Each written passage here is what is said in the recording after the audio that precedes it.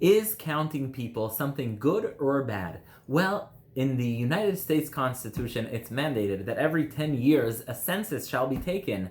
In fact, right now, as we speak, the United States Census is taking place. It's something that doesn't really make the headlines because of everything that's going on these days. But it is considered a valuable thing, and in Judaism, on the other hand, we find very mixed approaches to counting people. On the one hand, there's a very strict prohibition on counting people. The Torah says that you can only count the Jews with them giving a half a shekel each with a donation, so that you don't count v'lo yeh b'hem negev, so you don't count them like you're doing regular counting. And many explain that it's so that you don't dehumanize anyone. You don't turn people into numbers, and that is why you can't just count people in a regular way.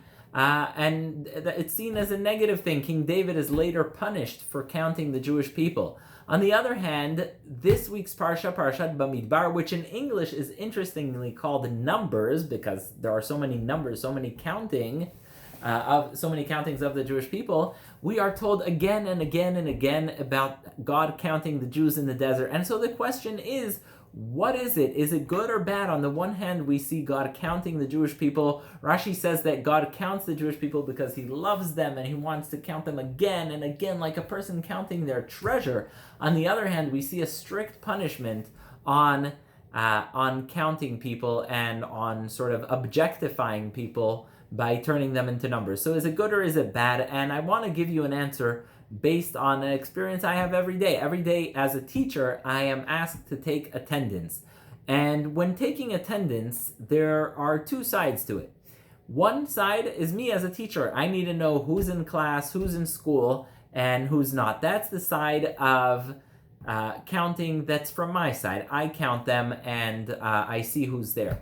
On the other side, there is the student being counted, the student that sees that they are looked at, they are recognized, and they are noticed.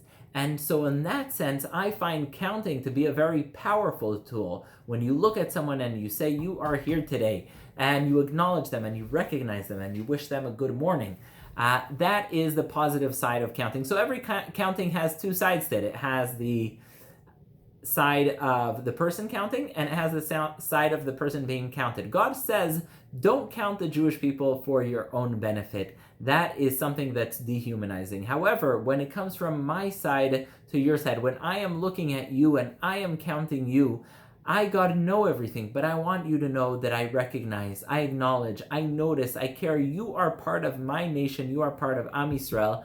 And that is why God counts the Jewish people so many times. Rashi says, mitoch chibatan mone otam. Out of the love that God has for the Jewish people, he counts them. And so that is what we need to remember, especially these days of Sfirat HaOmer, where we need to count the days, make the days count, but also recognize how much we, each and every one of us, counts to God as we are his children.